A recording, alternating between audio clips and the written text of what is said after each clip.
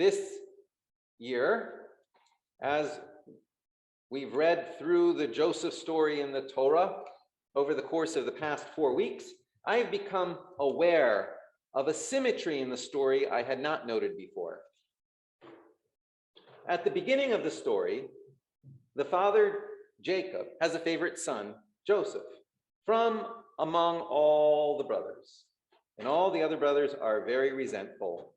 So resentful that when their father sends Joseph out on a long distance journey to find and check up on the other brothers, they plot to kill him.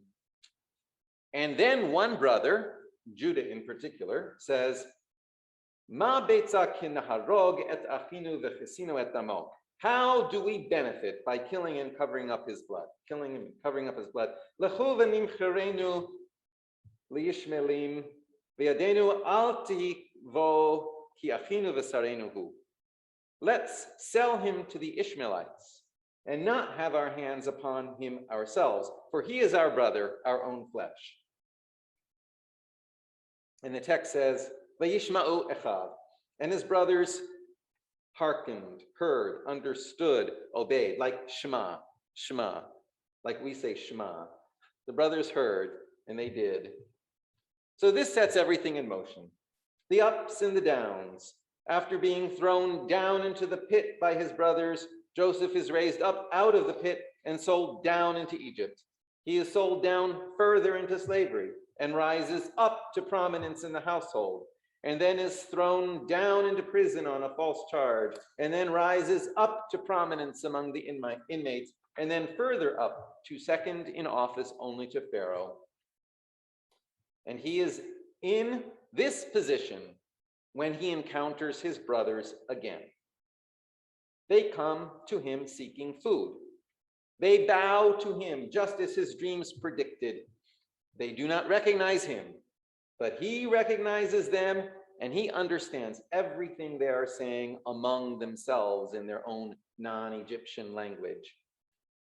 And he asks questions and learns about his family. His father is still alive and has a new favorite son, Benjamin, Joseph's only full brother. Joseph forces his brothers to bring Benjamin the next time they need to come. And he then frames Benjamin, the new favorite son of their common father. And Joseph then declares that he is going to keep Benjamin and imprison him. The other brothers can go back to their father and again tell him that he has lost his favorite son forever. They've done this before, they can do it again. But this time, the brothers cannot do it again. Perhaps they have changed. And of all the brothers, it is Judah, the one who at first had callously suggested they sell Joseph into slavery. It is Judah who says, no, take me instead. Take me and let our brother, our father's favorite, go back in my place. This is the moment when Joseph can no longer restrain himself. This is the moment when Joseph is overcome with emotion, overcome perhaps with compassion, perhaps for his father, overcome with forgiveness, it seems, and again, perhaps for his father, perhaps for himself also, because he really wants his family, and perhaps he sees that his brothers have changed. They are in the same place or a similar place to where they were years ago, where they could again rid themselves of a favorite among them who was taking up so much of their father's love. And they don't do what they did before, they do exactly the opposite. Maybe this is what Joseph sees. But what is more certain in the text is what he does. He reveals himself to his brothers, and he declares he has no anger. He says, Ani Yosef achichem asher machartem oti Mitzrayma. I am your brother Joseph, whom you sold into Egypt. Now do not be distressed or reproach yourself because you sold me here. Rather, it was to save life that God sent me ahead of you. He seems to forgive them. Nonetheless, the brothers are shocked, speechless, and probably to no small degree afraid. How could he forgive them? How could he forego vengeance? Perhaps for the sake of his father? He wants his brothers to go back, get his father, and bring the entire clan to Egypt, where Joseph will take care of them. And they do. And in this week's Parsha, Jacob, their father, dies. And Jacob has made everyone promise that they will bury him in the land of Israel. And they do. And when Joseph and his brothers return from burying their father, the brothers are again afraid and concerned. Maybe Joseph had forgiven them only for the sake of their father. And now their father is dead. And certainly now Joseph will extract vengeance. But he doesn't. He says to them, Al tira'u ki hatachat Elohim ani. Have no fear. Am I in place of God? V'atem chashavtem alai ra'ah, Elohim chashva l'tova. What you intended for me as evil, God intended for the good. We can see here that Joseph really does forgive, not just for the sake of his father. How does he do this? How does he forego vengeance? Except maybe that he has a higher sense of himself. Joseph always knows, has always known, that he was destined for something bigger. He sensed always that he was destined to have some great impact on the world. And perhaps vengeance was too small for that. Joseph definitely tested his brothers. He certainly learned over the years not to be naive or even overly trusting. But he did not need vengeance. Perhaps he had enough inner confidence in everything he was about that he did not need to prove it by diminishing others. As you might imagine, this text and this question of the text has led to very rich conversation this week among some of the incarcerated persons I meet with. But I have also been asking myself what significance this line of thinking might have for a congregation as well. This week, we of Temple Beth Shalom were co-sponsors of a remarkable online program with a distinguished Jewish ethicist from Emory University. The program was a first of a series of 4 sessions put together by the network of scattered small central Pennsylvania congregations we are part of, which was the first regional cohort of the Jewish Community Legacy Project. Ethicist Paul Root Walpe spoke with us about how we make ethical decisions, with the head and the intellect, or with the heart and emotions. Are we governed by an ethic of rationality or of compassion? And ultimately, is it ever simply either or? In the case of Joseph, I sense that he has absorbed into his heart a sense of bigness that allows him to see things in perspective and let go of pettiness. Not that being sold into slavery is a small thing, but given who he is and how he has always seen himself, Joseph has no need to prove anything to his brothers. They were wrong and they know it. And Joseph knows and feels in his heart that his brothers were wrong and they know it. That is all Joseph needs. Out of this sense of bigness, perhaps he finds compassion, and that compassion can govern his response to everything. I recall years ago, when I first came to Temple Beth Shalom, the first time, I was reflecting on the nature of the community, and I was trying to develop an understanding of it. It's no secret that the congregation is not the most ritually intensive congregation. Yet I found a lot of strong principle rooted in the community about how people should be treated in terms of decency, respect, dignity, compassion, menschlichkeit. In fact, I remember saying to a colleague way back then, there's more menschlichkeit here than Yiddishkeit. And my colleague responded, well, it could be worse. It could be the other way around.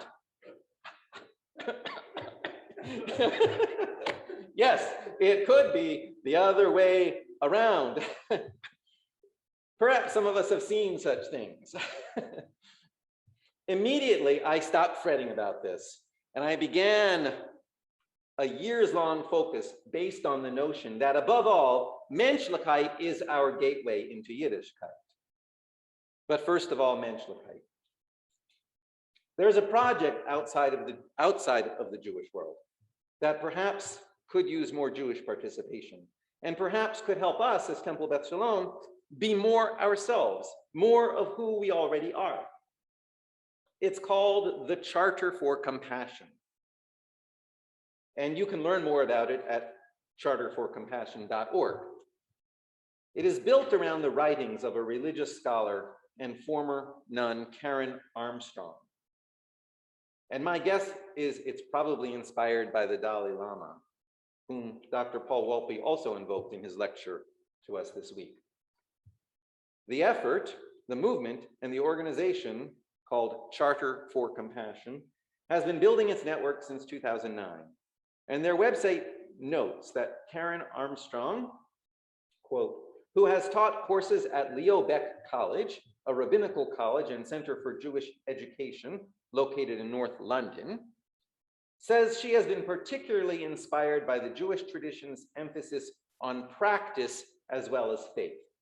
Quote, I say that religion isn't about believing things, it's about what you do.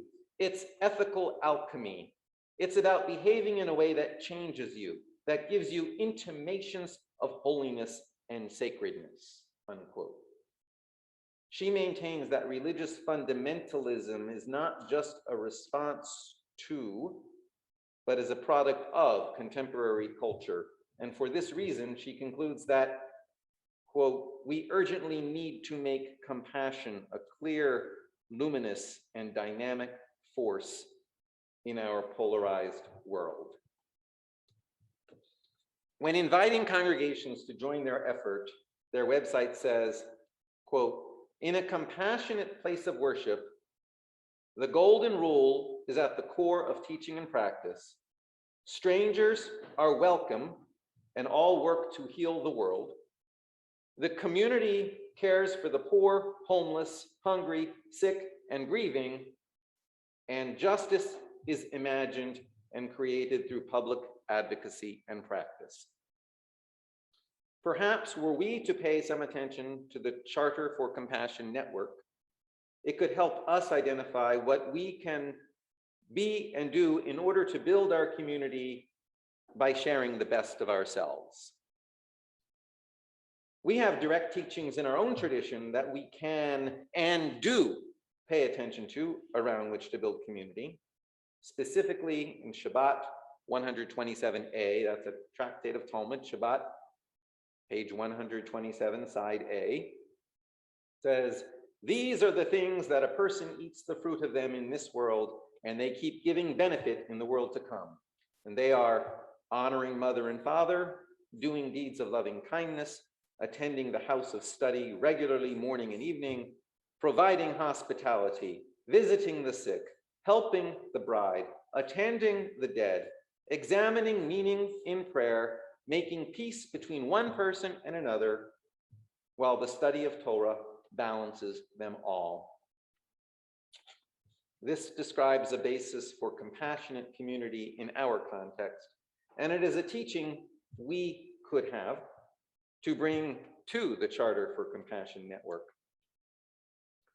In this week's Parsha, Joseph promises to sustain his brothers' families along with his own.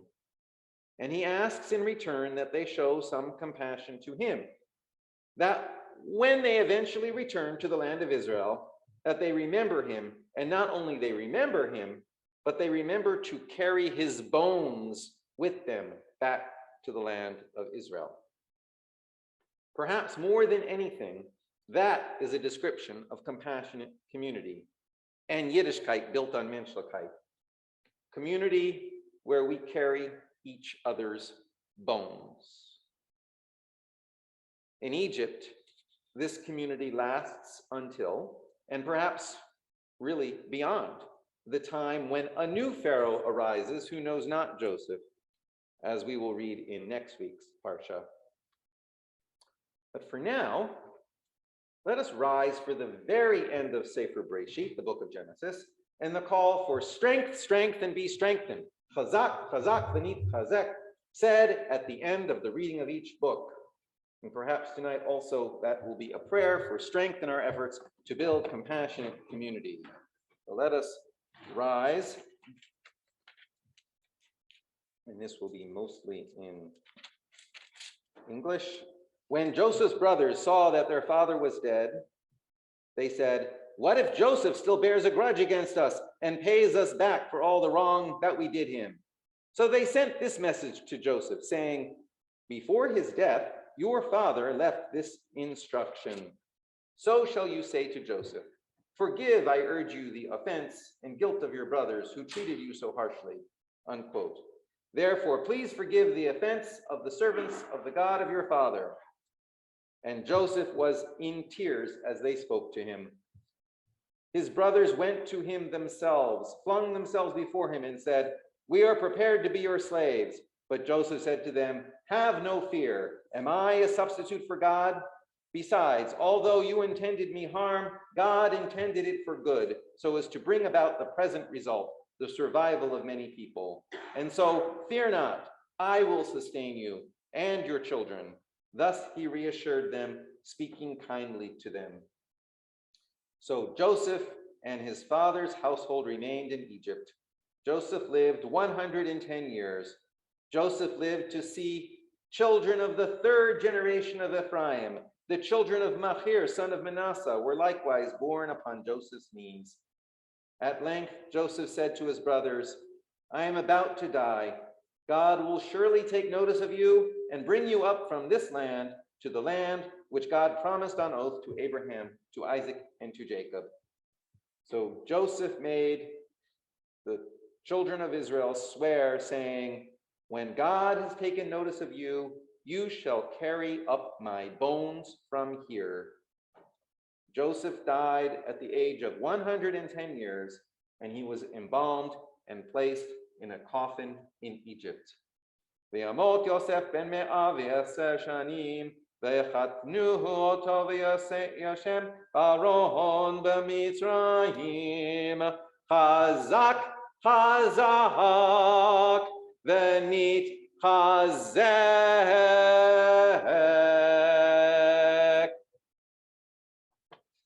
Shabbat Shalom.